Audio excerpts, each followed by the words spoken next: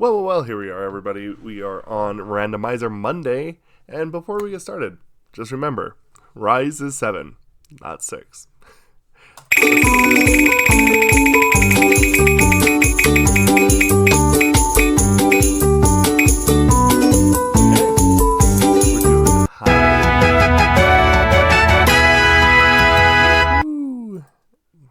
Now let's check it.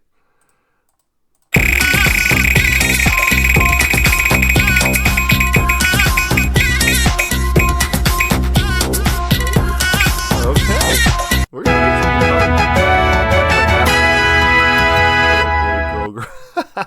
fun. Dominated, but not in the company wheel though. That's what's interesting.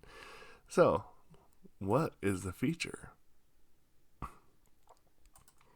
All right, here we go. Let's find out where we're landing.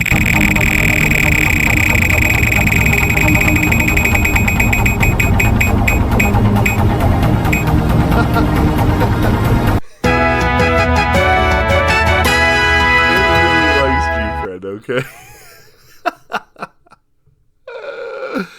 Maybe there's something to this. Maybe this is not just like some sort of thing, right? Like maybe this is some sort of stars aligned kind of thing. I mean, I'm not doing nothing. Well, everybody, here we are. Back to Gfriend. I swear that Randomizer just loves Gfriend, I swear. But, so anyway, I had some recommendations from the last one, and one of the ones that I thought was probably the most popular recommendation was Time for the Moon Knight. And we're not talking about the Marvel character. Nah. Anyway, let's check it out. I've had a bit of an interesting relationship with Gfriend, right? I did their music review. It was pretty good. Then I did another song after that, which was a lot better. So I was told this is like a signature sound must play for Gfriend between this and Rough, and there was also Sunrise was the other one. So I went with this one because the title is catchy. I'm all into Halloween and I'm a night owl, and mainly because of work, but let's check it out. 떨려오는 별빛 반짝이는데 넌 어디를 보고 있는지 금방이라도 사라질 것 같은데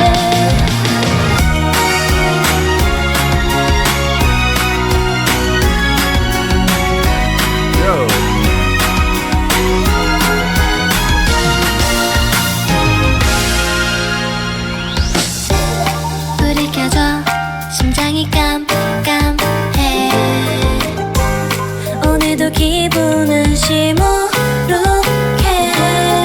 너의 마음 안에 있는 내 모습은 내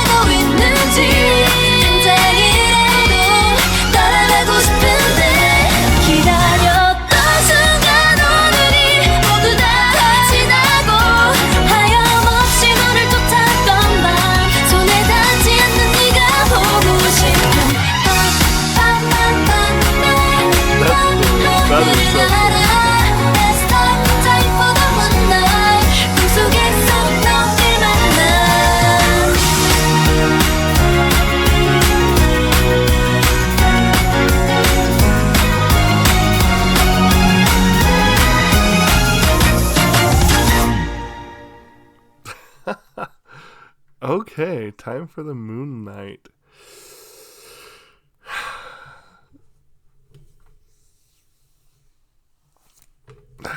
That was a little bit more extravagant. Okay, first and foremost, the thing that I find really interesting, and I think that it's fair to say, personally, I think that their voices are generally kind of more on the softer side, right? They feel almost, I mean, there's just a lot of words, I guess, but like it's just really soft. It's really kind of toned down. There's not a whole lot of belting, and the thing that I find so interesting is because of that, it creates this overall soft image that I think is fair to say that has been portrayed in the videos that we've seen. But the thing that I find so interesting about it is that when you listen to their music, though, even with their voices being super soft and super kind of pulled back and kind of kept in a more relaxed state rather than just coming out there and belting with everything that they have and all this other stuff, they keep a very energetic bass and drum sound with it, which is a really interesting contrast that I don't think I've ever actually heard anybody ever do before, at least not to this extent.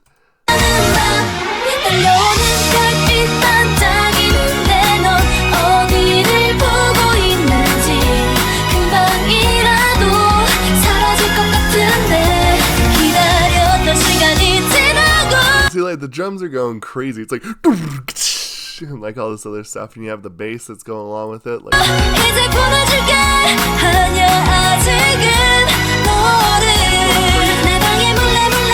but they're kind of more reserved. They're quiet. They're pulled back. Kind of an interesting theme. The song is cool, I do have to say. Again, this must be the era because again, I feel like when I remember I did Zia.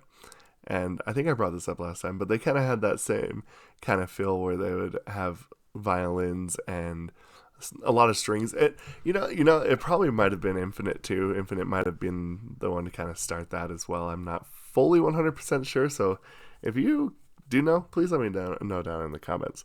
But they use it too. And in a sense, I like the strings because in a lot of sense, it creates a little bit more of an immersive experience. There's, a lot of times with pop, it's usually just like the synthesizer, the track with like, maybe the drums and some sort of bass. And that's kind of it. But like, this is like, you got drums, you got bass, you got a bass guitar, you got, strings, you got all this other stuff, piano. And it really creates this more rounded sound, which is really cool. And one thing that I have to say before we move on is I love this vocal little take that they take in the chorus. Little did I know I was actually right next to it. This right here.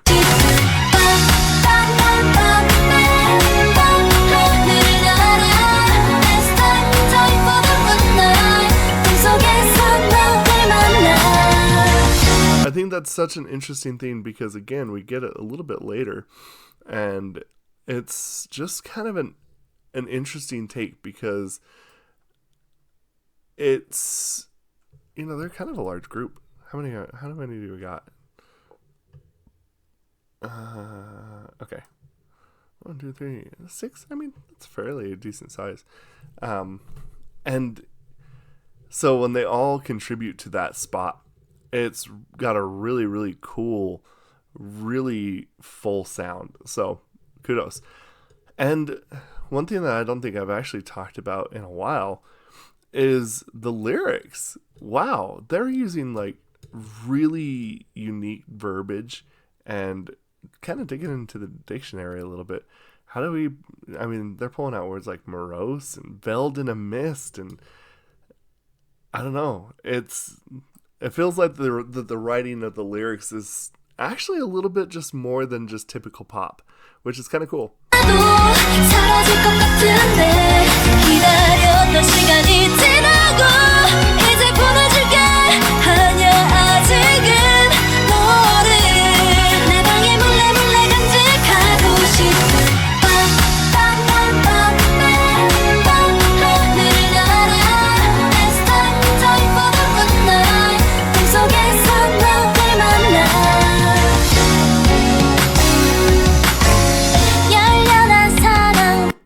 confess my ardent love. Like, okay, you know, I've said this before, but like I've been in the process of writing books, and I've written books back when I was in junior high and high school. One of the things that I wanted to do was get a minor in English when I was going through college. And the interesting thing is that, I always just ended up realizing how much I really liked kind of deeper writing because of like, and I hate the fact that I say the word like a lot, but the thing that I like about it is that it's kind of proof that you're not just putting in the ordinary, oh, I love you, oh, I want to be with you my whole life, kind of typical, lyrics in general, not just K-pop lyrics, but lyrics in general. But instead we're getting ardent love and feeling morose and things like that. Really just a nice... This has definitely been my favorite song of theirs, actually. This is really cool. But anyway, let me know what y'all think about this. We'll discuss this down in the comments below. Thank you. Goodbye.